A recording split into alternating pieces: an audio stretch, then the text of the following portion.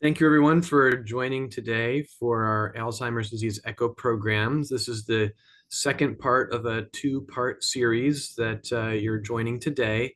And we have just a few housekeeping slides before we get started with the didactic. As a reminder, this is a presentation that's provided by PeerView. Eli Lilly provided educational grant for this activity, but we have tried to keep everything free from commercial bias. There is a post-test and evaluation that you'll need to complete at the end of the meeting in order to get credit for continuing medical education and other continuing medical credits. So please scan the QR code to get access to that post-test and evaluation. The echo model is a little different than a standard CME presentation. In the echo model, we really want this to be interactive. And there's a didactic portion up front that you're going to get some really great information from. And then we're going to have an actual patient case presented from here at IU. And then we hope that that's going to spark discussion about how you would manage things and some of the controversies in using amyloid targeting therapies. So please feel free to keep your video cameras turned on and interact with us. Use the chat, but also feel free to come off mute and shout out what you're thinking once we get to that interactive portion of the ECHO program today. This is accredited with the continuing medical education, pharmacy education, nursing education. This is a statement about MOC and CME, also nursing education, and physician assistant education, again, supported through Lilly. My disclosures are here, and Dr. Salloway's are here. Dr. Salloway, we're really delighted to have him here today. In addition to all of the great work that he does, he is the senior author on the appropriate use recommendations for donanemab and lecanemab. So we've got a real expert here to answer questions and to help guide us. PeerView does not have any disclosures. We're also going to avoid talking about a lot of the changes that we expect in the labels of these drugs. There are quite a few that we expect to happen in 2025. Right now, we are sticking to the label only, but definitely keep your ears and eyes peeled for a lot of those changes that we expect in the very near future. So once again, this is the final session of this PeerView CME on amyloid targeting therapies. We're going to talk about implementing them in the clinic, detecting and managing ARIA, and then making sure that we understand what happens after patients progress. And with that, with these goals here from today, again, which I've gone over, we hope that you'll have a better idea of how to manage getting them going in your clinics and managing side effects. So with that, I will turn it over to Dr. Salloway.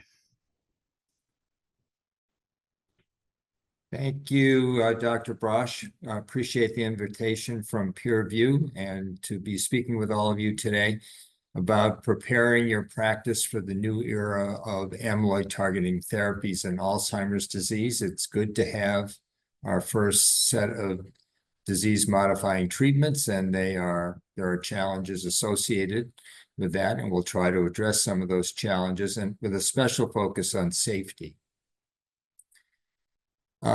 So it's helpful to develop a protocol if you're considering offering this treatment, and ours pretty much mirrors the phase 3 clinical trials for lecanemab and donanemab, plus the FDA approved label and the appropriate use recommendations incorporating guidance from each of these, but pretty much mirrors the phase 3 program where we have the most information about efficacy and safety. This is a change to care, and it involves a fair amount of coordination and planning among, if you're in a healthcare system, among different components of the healthcare system. So pharmacy, billing, your hospital administration. It's really helpful to have the hospital administration on board. You need a clinical team, which includes radiology and also an outreach to emergency care, should that be needed. You really need an infusion center and infusion nurses, so that part of the team. An important component is reporting on safety and efficacy, and patients need to be enrolled in a registry, and so you need a staff member to help with that. Where these treatments include testing for ApoE gene, and so that's something new that has not been this part of standard of care for Alzheimer's disease. So all these elements are really important in putting together a comprehensive program.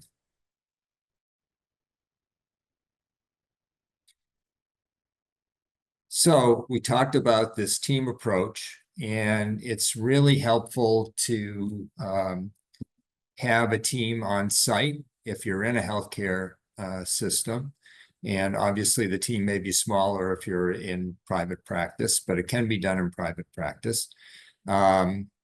And that involves the patient's primary care physician. Hopefully over time, primary care practices will get comfortable identifying and referring patients who may be appropriate for treatment with early Alzheimer's disease.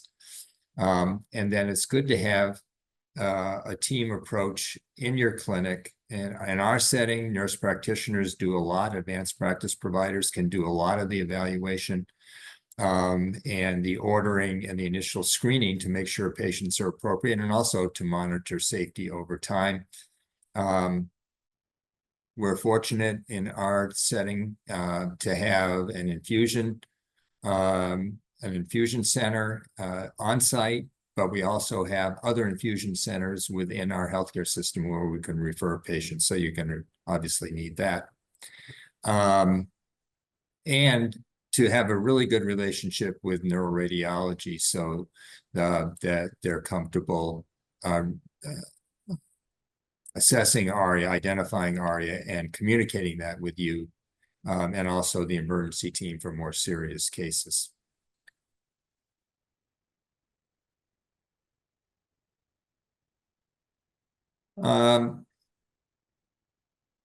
Well, it's always important. Access is really based on coverage, insurance coverage. So you have to make sure that there is coverage through Medicare, which there should be if the patient is appropriate, and also private insurers. They may require some discussions with your private insurers to make sure that there is coverage for patients.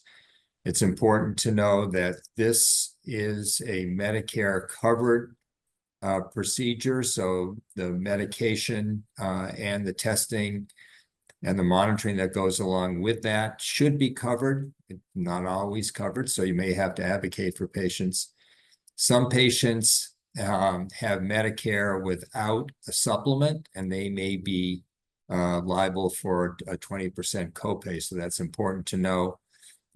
Each company has a program to help patients offset the cost where there's a shortfall or no insurance. So it's important to explore those options or help patients do that.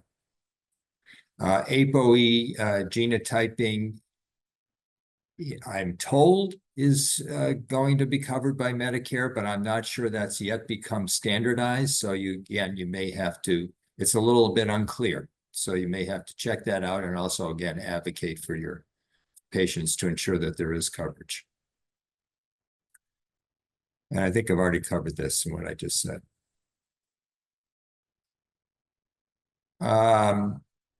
Some insurances may require prior authorization, which can be a pain. And I'm sure a lot of practices spend a lot of time on this. And you're familiar, probably even more familiar than I am. We certainly have to deal with our share, but it may be smaller than some other practices.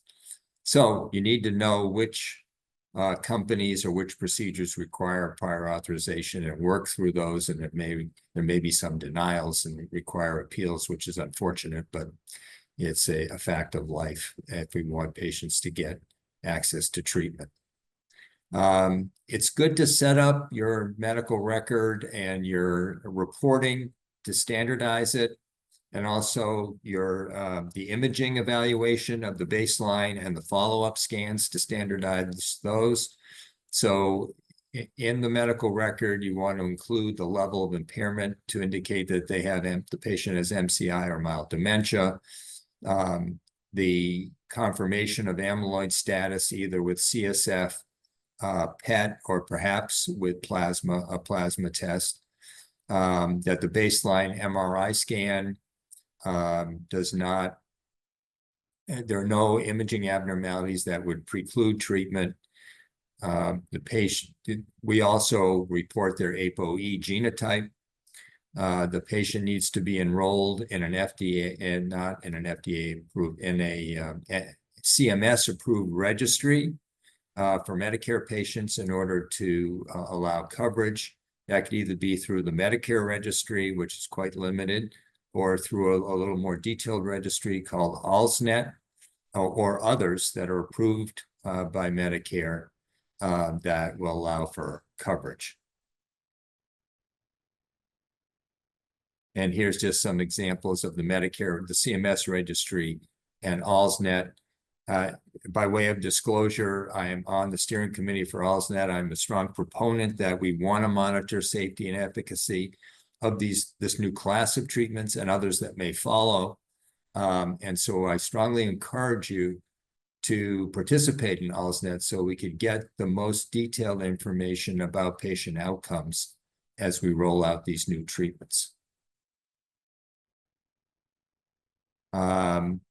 Identifying an infusion center is very obviously critical for these IV-based treatments. And then one of the biggest challenges actually in setting up a program is creating the order sets and getting them into your electronic medical system so that you can actually order the medicine and follow the patients over time. That takes a little bit of time. You have to go through your pharmacy committee to get approval.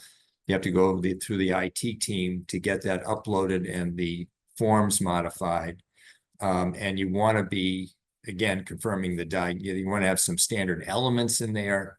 Each system will have their own requirements, and also a way of monitoring for safety before you give the next infusion. And that takes some time to get those up and running.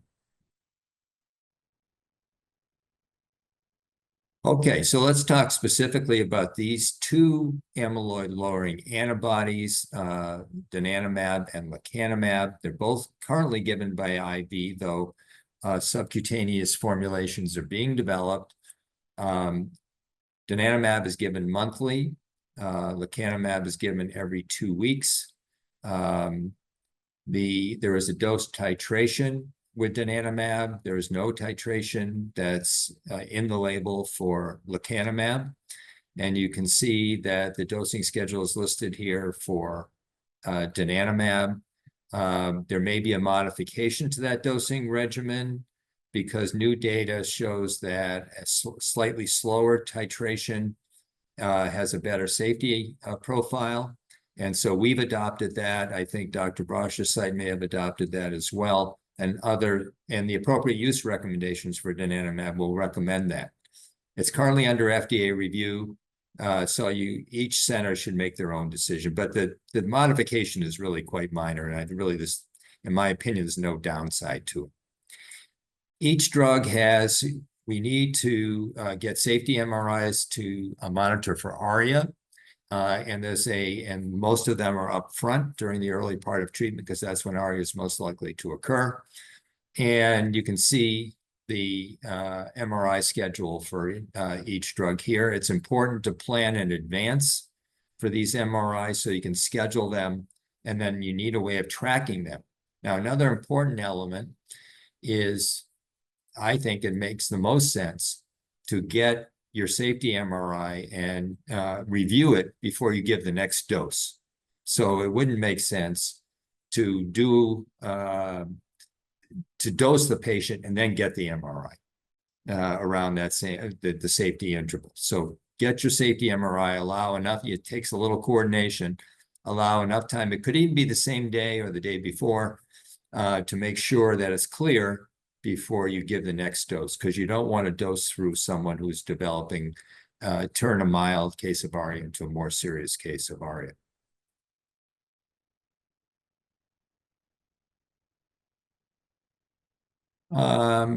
Okay, one of the differences between donanemab and lecanemab is that in the design of the phase 3 trial and the phase 2 as well, there was a stopping rule. So when patients had a follow-up amyloid PET scan at 6 months, 12 months, and 18 months, if at any time they met set criteria for being amyloid negative, then the medicine was stopped. And they continued to be followed, but not on the active. They received infusions, but not active infusions. We looked at longer-term outcomes on those patients who stopped. And a large percentage of patients will meet the stopping criteria first at 18 months, at 12 months, but then even slightly higher at 18 months. So that is an option. The way the FDA dealt with that was clinicians have the option of getting a follow-up amyloid PET scan.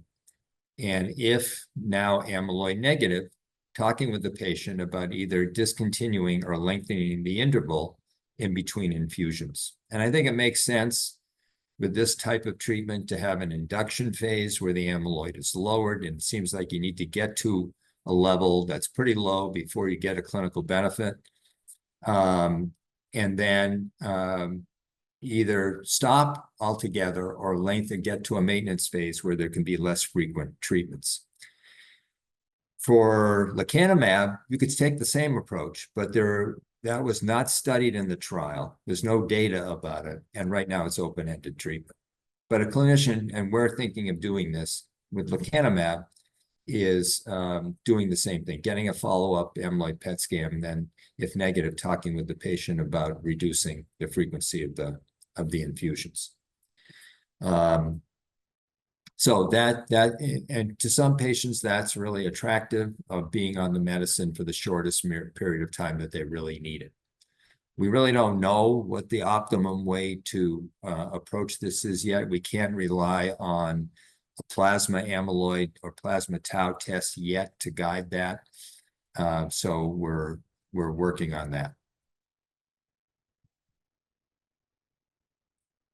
Okay, so the most common and the most serious side effect with this class of medicine is called amyloid-related imaging abnormalities. And we found out early on that if you target plaques and you remove them from the brain, you can get fluid shifts in the brain, either of edema, fluid, more consistent with water, or hemorrhagic products, ARIA-E for edema and ARIA-H for hemosiderin.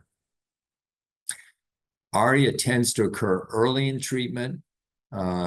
It's typically asymptomatic, but it can be symptomatic. And usually when it is symptomatic, the symptoms are nonspecific. Headache, confusion, which can be hard to separate from underlying Alzheimer's confusion, dizziness, nausea, fatigue, unsteady gait, visual disturbance. But it can be more serious. In 1.5% of cases, there can be seizures, there can be considerable encephalopathy, and it can even be fatal. So what we want to do is detect it early and prevent a mild case from becoming a more serious case. We want to mitigate the serious outcomes. Usually it is quite manageable in a clinical trial setting, but it's important to know and to prepare for serious cases that they may occur. So I mentioned this, that there's an edematous portion, ARIA-E, which you can see as parenchymal edema inside the brain itself. There can be sulcal edema, which can be quite subtle, lining the surface of the brain. In the flare sequence is the best sequence for that. There can be microhemorrhages, which you need a heme-based sequence, either GRE or susceptibility weighted imaging. A more serious hemorrhagic change is superficial siderosis that reflects more significant underlying cerebral amyloid angiopathy. And currently, the guidelines from the appropriate use recommendations recommend not treating patients who have any baseline superficial siderosis. So it's important to look for that at baseline. And we also classify, it's important to know the classification of the severity of ARIA, both ARIA-E and ARIA-H. Mild, these are somewhat arbitrary, but these were the criteria that were used in the trials. A single focus that's less than 5 centimeters in size is considered mild on a flare sequence. Any multifocal edema or any area between 5 and 10 centimeters is considered moderate, and any area more than 10 centimeters is considered severe. There's certainly an overlap between moderate and severe. If you have multiple moderate areas, it really falls, in my opinion, falls into the level of severe, even though it may not technically meet that criteria, but it will to you visually when you look at the scan. And then there are also criteria for the number of incident microhemorrhages and also new areas of superficial siderosis. This is important to know because the guidelines for managing ARIA take into account the radiographic severity. Here's examples here of mild cases of sulculoparenchymal ARIA-E, moderate, and then more severe, and the same for microhemorrhages and siderosis. And here's the guidance from the appropriate use recommendations. It really mirrors the phase 3 trial design, where you first determine is the patient symptomatic or asymptomatic, and what the radiographic severity is. Is this mild ARIA-E or mild ARIA-H? Or a higher grade. If it's mild and asymptomatic, you have the option, it's based on clinical judgment, of continuing treatment, but monitoring clinically and with MRI to make sure that the ARIA-E resolves and the ARIA-H stabilizes. You may choose to be more conservative. Even though you have the option to treat, you may decide, oh, this is an E4 homozygote. They have 3 microhemorrhages at baseline. I want to be a little more careful with them.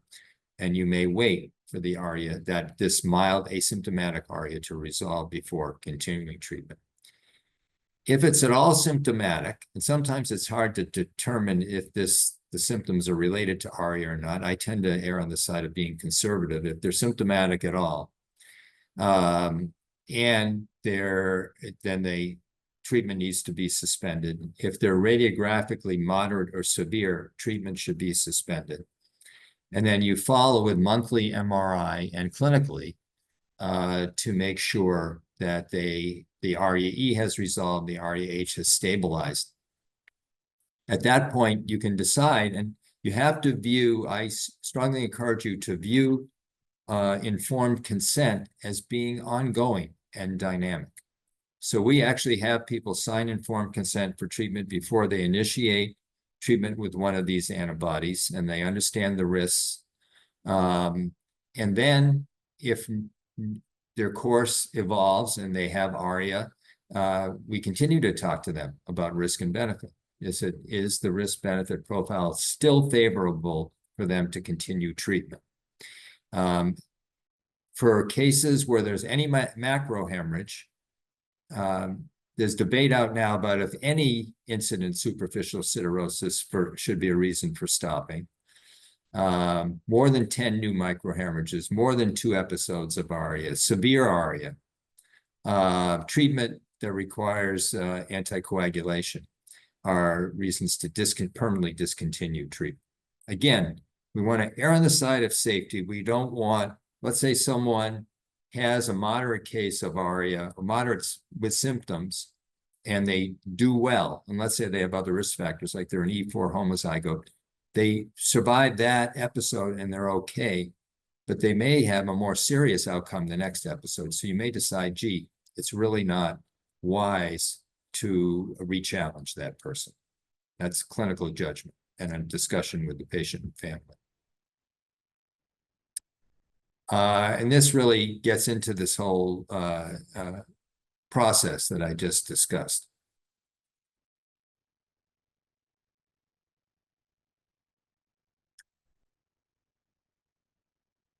And I think we covered this as well.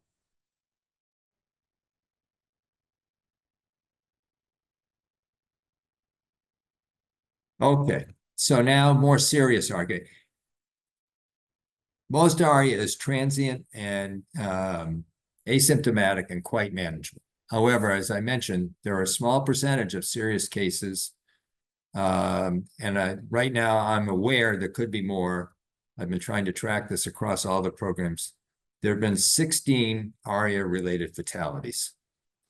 So it can be fatal. We don't want that. We want to really mitigate those serious outcomes.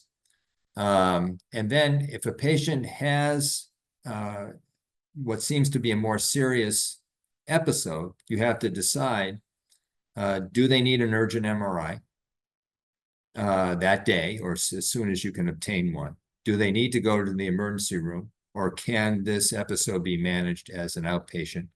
And then if they do go to the emergency room, we'll talk about how to coordinate that care. One of the main risks about in the emergency setting is that ARIA can present with focal signs and symptoms that mimic a stroke.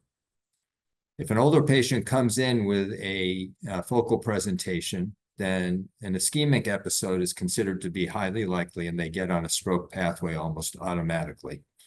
And they could end up getting, and they could have a CTA and an angiogram that's negative, but they would still go on to have thrombolytic treatment per the stroke protocol.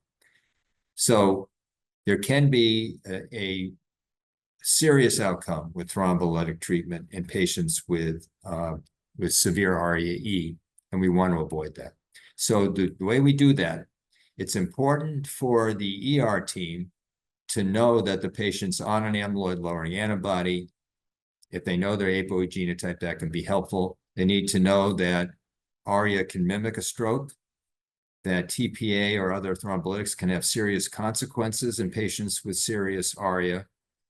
And they need to get an urgent MRI to try to differentiate between stroke, and that would include diffusion-weighted sequences between stroke or ARIA.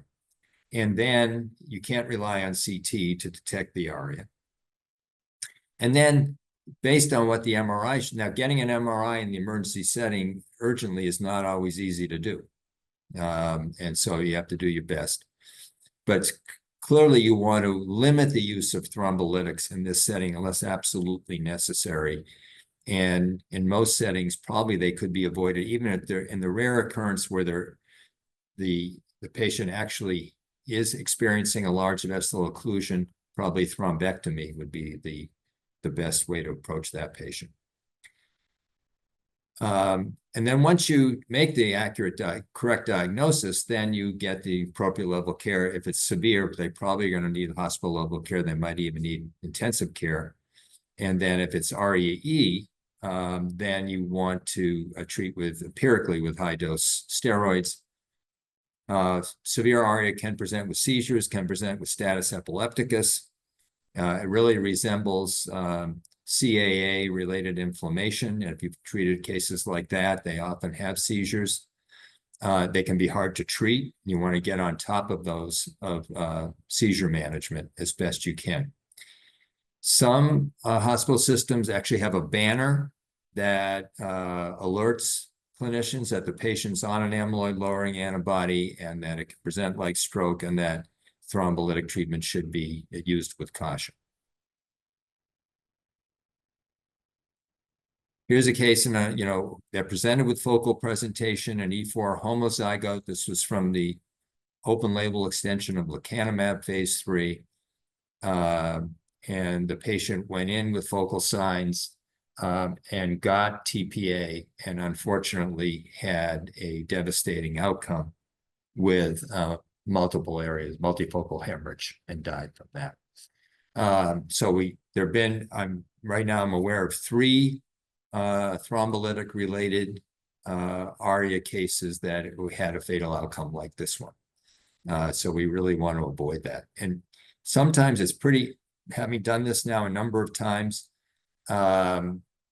it's pretty hairy. It can be late at night. It can be an emergency setting where you're not familiar with the team. We prepped our team over our stroke and ER team so that we have a protocol of how to do this over there. Again, you could have someone on that's not familiar with the protocol, but we've tried our best to prepare the team. Our stroke team is aware of this.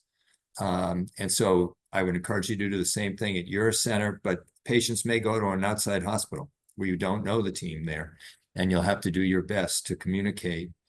It's our responsibility as the treating clinician to coordinate that care as best we can in the emergency setting.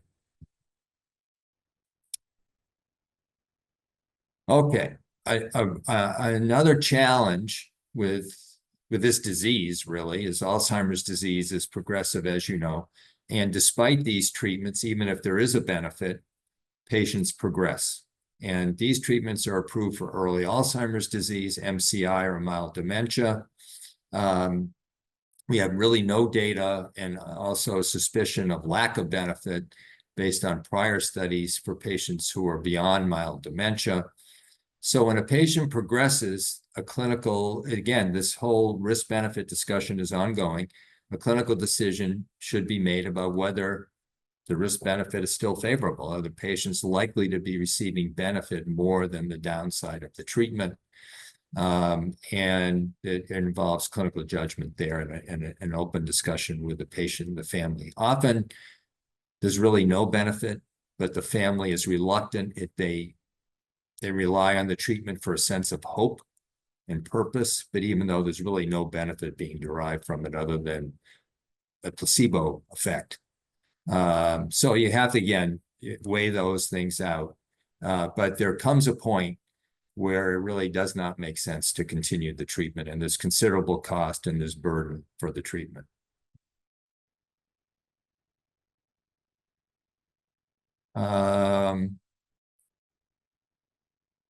I already mentioned the other issue earlier on about donanemab, or even with lecanemab, there's the option for discontinuing treatment based on amyloid lowering. Now, if you do that, you really need to have an amyloid scan. Currently, you need to have an amyloid scan at baseline so that you have something to compare to after 12 months or whatever your interval, follow-up interval is. So you can't just rely on a plasma test or CSF for that. So that will be, each practice will decide how they're going to approach that.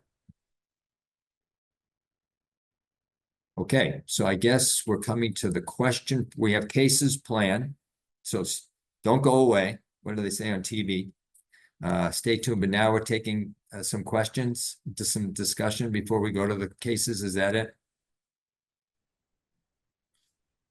Yes, yes. Thank you, Dr. Salloway, for that didactic. Before we move on to some case discussions, is there anyone that has any specific questions about the material that Dr. Salloway covered? If you do, please come off mute and yell your question out. Feel free to type it into the chat. We'd like to hear what your questions are. There are obviously some controversies in some of the things that have been presented and some gray zones. So let us know what your experience is.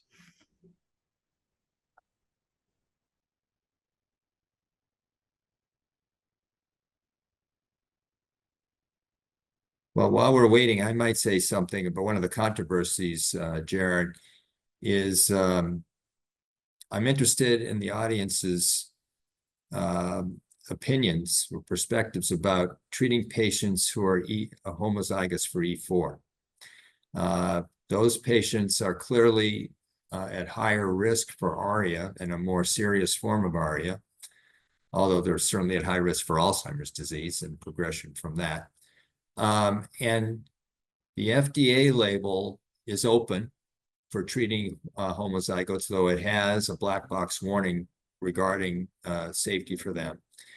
The appropriate use recommendations allow for treatment of E4 homozygotes with appropriate counseling and screening. But some healthcare systems, the VA, the UK, and the EMA do not permit treatment of E4 homozygotes. So I'm wondering how people on this audience feel about that.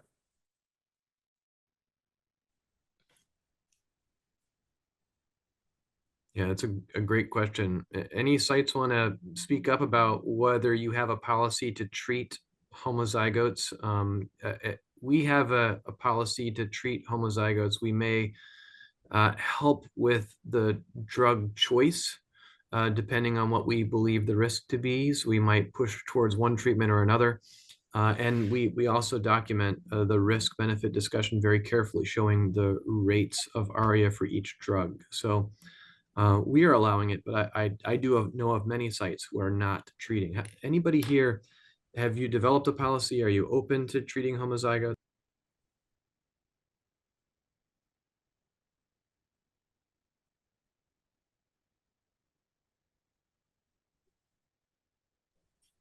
Yeah, so I'm not hearing any, but I see in the chat a comment from Dr. Clark about whether or not whether we might have less ARIA and get better outcomes using a titration when starting treatment on E4 homozygotes. And I I'll let Dr. Salloway field that, but my understanding is that at least what they've shown with donanemab is that in the E4 homozygotes, there is some decreased amount of ARIA using the new startup titration. I don't know if that's been widely published yet, but I believe that they're showing that. Dr. Salloway? Yeah, so with donanemab, that's a good question. With donanemab, there was a decrease with a very minor change, giving half a dose the first time and then building up gradually over the first 3 doses to get to the top dose. A decrease overall in ARIA, and especially, again, in a small sample in E4 homozygotes. So I think it's a good idea. We did it also with aducanumab and showed that titration lowered the rate and severity of ARIA for E4 carriers. I was hoping in the AHEAD trial, that's a prevention trial with lecanemab, we did titrate the dose. And I was hoping that ASI would titrate the dose for regular use, but I think they wanted to make it convenient for sake of convenience, start at the top dose. So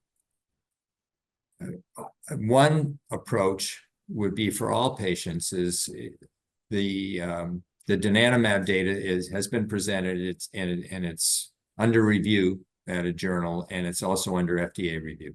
So this may become the new label. And I think that makes a lot of sense. But that would be for everyone, not just for E4 homozygotes. The other point that Jared made is really important, is documenting these risk-benefit discussions.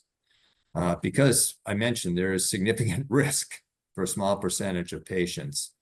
You definitely want to document that you've had this open discussion, and we do it with a signing of informed consent by the patient and a family member in case to document that they have agreed to accept those risks.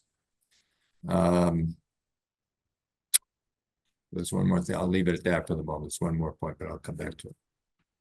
Great, great. We have a few more questions in the chat. Dr. Nirmalasari mentions that a lot of people didn't have amyloid PET prior to starting treatment, that CSF was much more available. And wonder how we navigate the stopping of treatment in that case. I see. And if you have further comment, please feel free to come off mute, Dr. Nirmalasari. That's a really good practical question. So, and that it depends on your approach. If you want to try to increase the duration in the treatment schedule, I guess what you could do in those cases that had CSF at baseline is get a follow-up amyloid scan. If it was negative, you can now you don't know where they started, but you know that they're now negative, and you could make your treatment decision based on that. So it's a little more informative because it's harder to become negative if you start higher, obviously, than if you start lower. on the scale, but that's one way to do it in that situation. The other point that I was going to make about the choosing between antibodies, it's a little tricky, and there's no easy way to say, oh yeah, this one's better or that one's better. Obviously, there's a difference in the dosing schedule every 2 weeks versus every month for convenience. But the main issue with ARIA, as I mentioned, is the serious cases. Lecanemab has a lower rate overall of ARIA, at least in the patients they studied, compared to donanemab. So that's a good thing. So less ARIA. But the serious rate is about the same, and the fatality rate is about the same. So I'm not sure you actually give the patient, it's the high-risk patient, the E4 homozygote, a lower chance of a serious outcome by going with lecanemab. I know people, it's natural to think that way because of the overall rate is less, but I think the serious rate is really what matters the most clinically. It's probably not that different. Great, thank you. And our approach is similar. In fact, our amyloid scans that we're getting now, we don't have any centiloid values associated with those scans yet. I'm hoping to get our radiology departments to use and start placing in the report centiloid values on our amyloid PET scans. So unfortunately, we don't have that information. And even for people that started with CSF, we're looking for an amyloid scan to turn negative, at which point we would consider some maintenance therapy when it's available. There are FDA-approved software programs to measure, automated programs to measure centiloids. So I agree. We're just starting to get that too, and it'd be good to have. I think it would really be informative. And there's a new paper that just came out about the use of centiloids in clinical practice just yesterday. Yes. Thank you, Dr. Salloway. It looks like Dr. Bhatia mentioned that they have seen some cases of positive CSF but negative amyloid scans. This is a complicated arena to be in because we feel like those tests are pretty equivalent. There can be definite issues that come up with proper handling of CSF that might lead to false positives or false negatives. There is differences in readers of PET scans, and hopefully more of these FDA-approved measurements of centiloids will also help reduce those discrepancies in the future. Yeah, there can be, in a small percentage of cases, mismatches either way, where the amyloid scan is positive, CSF is negative, and vice versa. Those cases probably don't have very high amyloid burden. So it would be good to have a centiloid readout and also a sense of confidence in the amyloid scan. Is it truly negative or not? And then you have to make a clinical decision. I think you could probably get that patient approved through the Medicare registry based on the CSF result. And it looks like patients who are, if they really have Alzheimer's, patients who are milder may do the best with these treatments. You just want to make sure you're treating someone who has early Alzheimer's. Awesome. There are a few more questions. We will attempt to get to those. I do want to cover at least one case. One question was about choosing between the two amyloid treatments, which I think, at least in our practice here at IU, we try to educate individuals about the risks and benefits of each treatment, showing them percentages, talking about lifestyle and convenience factors, and helping them make an informed choice. So that's my basic response to that question. But there may be some other ways that you value and can impart that information to individuals. In the interest of time, we'll go through one case, and then we're happy to stop at that point and continue to field questions. We're going to present a case that is a person that we treated here at Indiana University.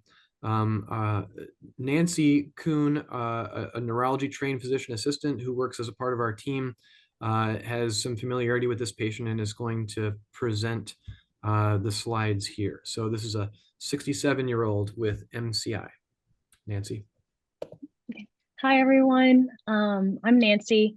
This case involves this 67-year-old female with MCI due to Alzheimer's disease. And her subjective history dates back to 2 years ago when she was experiencing memory loss and word finding difficulty. She underwent the neuropsychological testing, and that did confirm MCI. Her repeat MoCA was a score of 18 out of 30, which is close to borderline, but still qualified. And then she missed all items of her delayed recall and then got a 5 out of 10 for delayed recall on her CRAD. Her biomarker diagnosis confirmed Alzheimer's with cerebrospinal fluid. Her past medical history is positive for depression and regular migraine headaches. And then on her screening MRI, there were findings of moderate white matter changes, and there wasn't any signs of any infarcts. But then in a retrospective review of her imaging, there was 2 different areas of microhemorrhages in the right frontal lobe. And then her genotype testing showed ApoE, E3, E4 heterozygote. So kind of based on all of this information, we were able to kind of determine if she was eligible for amyloid targeting therapy. So here are her screening MRI images. And as you can see, the changes on the FLAIR and SWI sequence. And then, so it was determined she was eligible. So we started her on lecanemab. For that first dose of the infusion, she did have a moderate infusion reaction, but then with pre-treatment, there were no subsequent reactions. And she also did not report any neurologic deficits for the first 4 doses, but it's also important to consider it was a little difficult communicating with this patient.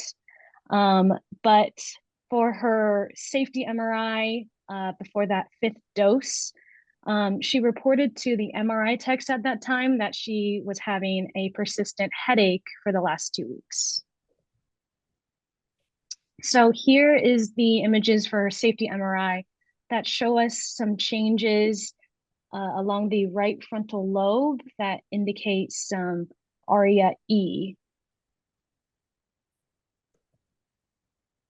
Can I ask a question? Go back to that.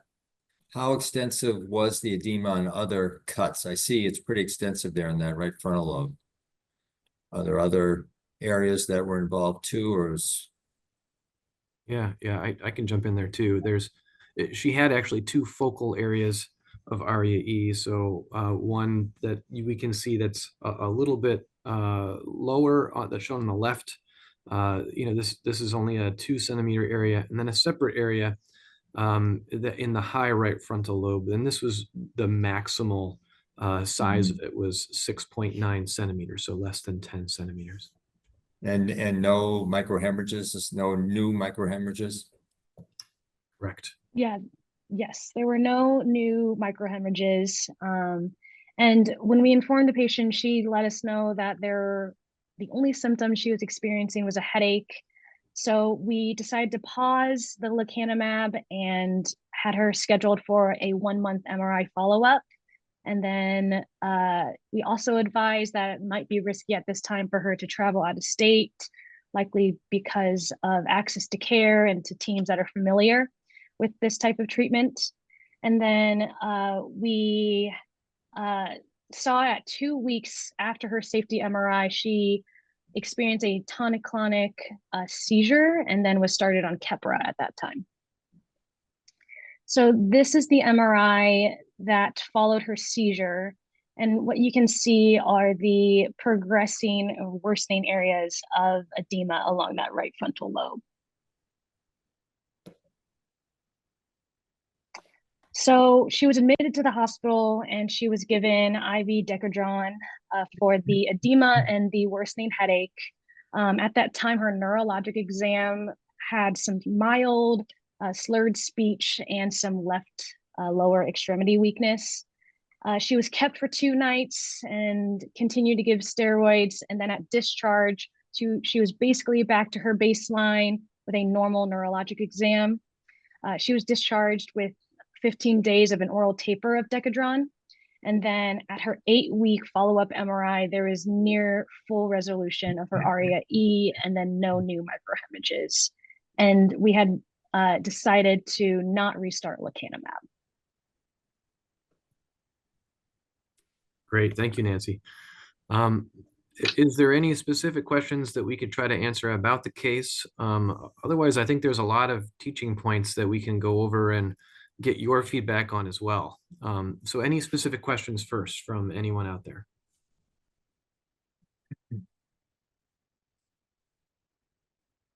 Yeah, I'm interested to hear what people might think about this being read as just moderate white matter hyperintensities on this original scan. Does everybody agree with that? Do you think that these are just moderate white matter hyperintensities? So this is kind of going back to patient eligibility.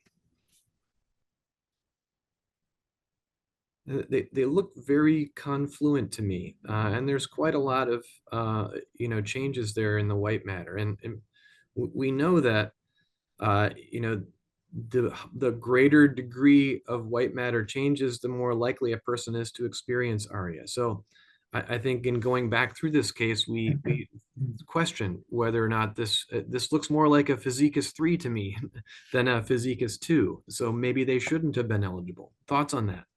I am inclined to agree looking at these slices, but sometimes there's some white matter change right along the margin of the lateral ventricle. So if I scrolled through the images and I saw that these were not further out in the white matter, but were just kind of periventricular changes, I don't know, I might be more lenient. Thank you, Dr. Clark. Any other thoughts on that? Another interesting point is— Well, no, before you move on, because no, that's a good point. I'm glad you brought it up. So I think this is, it's continuous, the degree of subcortical hyperintensities. And so this is a moderate to severe pattern. So you can make a case for Physicus 3, you can make a case for 2+ or something, 2 to 3. It's 2 to 3. So it's hard to tell, and depends how many slices you see this on. But that's really not the point. Is that should catch your eye when you want to carefully review the baseline MRI scan. So now you got a patient with a high level of white matter burden, plus at least 2 microhemorrhages, who is an E4 carrier. So this is a high-risk patient. And the problem now, the new criteria, the new Boston criteria for CAA includes white matter hyperintensities, plus a multi-spot pattern, plus dilated perivascular spaces. So all these, imaging characteristics of CAA, we don't have good markers of CAA yet, but as we're collecting them, I would put this person as a concerning about underlying CAA. So I would be, if you decide, I don't know if I would have included them or not. We definitely had a discussion, but I don't know what our recommendation. The first step is to decide, is the patient appropriate for treatment? Are they a good candidate for treatment? And then you have the risk-benefit discussion with them if they are. If they're not, you say, I'm sorry, it's too high risk. I can't recommend this for you. There's no risk-benefit discussion. This one is a borderline case. If you did decide to treat in this case, as you did, then I would try to monitor this person really carefully. So and then they have this underlying headache history. So that makes it tough. So they're having ongoing background headache, but now she's having more headaches. So you really want to encourage the patient. Now this patient's cognitively impaired, and they're also cognitively borderline for qualification. So you really want to encourage the patient and the family to communicate with you anything that's different. Like if the headache pattern is more frequent, let us know. It may be nothing, but you want to know so you can react to it if needed. And so probably the ARIA induced more headache before when it became more serious. The other thing, this is a good example for, is that ARIA can fluctuate. So you detected it, you didn't appropriately stop the treatment, but then all of a sudden, 4 weeks later, on its own, got worse. And that can happen just with CA. Once you initiate this inflammatory process in some patients, fortunately, it's a minority of patients, it can become severe, and it can have fluctuations which are pretty significant. You think you're out of the woods, and all of a sudden, the patient gets worse. So I don't know if you guys thought, probably you didn't lean toward treating her with Decadron or steroids in the beginning because she was so mildly symptomatic. And the ARIA was not horrible. It was not good, but it wasn't as bad as this. Here you get a little mass effect from the ARIA, from the edema. Yes, that's absolutely correct. She was doing so well and basically asymptomatic minus the headaches that she was not someone who we were going to give steroids to. And I really want to emphasize those points that you made. When we're selecting patients, those sort of soft patient characteristics, like this is a person having a lot of migraine headaches, right? And is that going to be an ideal candidate when headache is one of the more common side effects of ARIA? And then also knowing, is this person a good reporter? Is her caregiver a good reporter? Are they going to be reliable in being able to report back symptoms to us? Being that she already has a great deal of white matter hyperintensities and she's scoring on the lower end of eligibility. This is a higher risk patient. So those soft patient characteristics are really important in patient selection and also in educating and making those risk benefit discussions. I don't think anybody would probably go back and suggest that we restart lecanemab in this person, but she had a seizure, making her symptoms pretty severe. Even though technically we had 2 areas of moderate sized ARIA-E, so there's a gray zone there, but I think most people would probably choose not to restart lecanemab or an amyloid targeting therapy in this case. Does someone feel differently about that?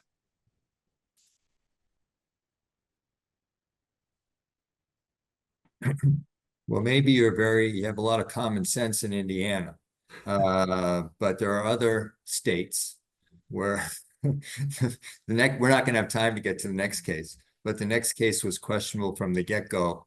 And it was very similar to this, and pretty significant case of ARIA, pretty symptomatic and severe radiographically. And the clinician wanted to retreat after she survived it, fortunately. And they consulted me, and I said, don't tempt fate. You got through that one, okay. But the next time, this patient is a very high-risk patient for a bad outcome the next time. And if you look at the case, some of the cases that have gone on to become fatal, they had this course and then they were retreated. So that's something that we can prevent. Wonderful. Wonderful. Thank you, Dr. Salloway. We're at the end of time. Erica, if you wanted to revisit our QR code and talk us through the end, we're very happy that you all were able to attend today. Thank you for the wonderful discussion.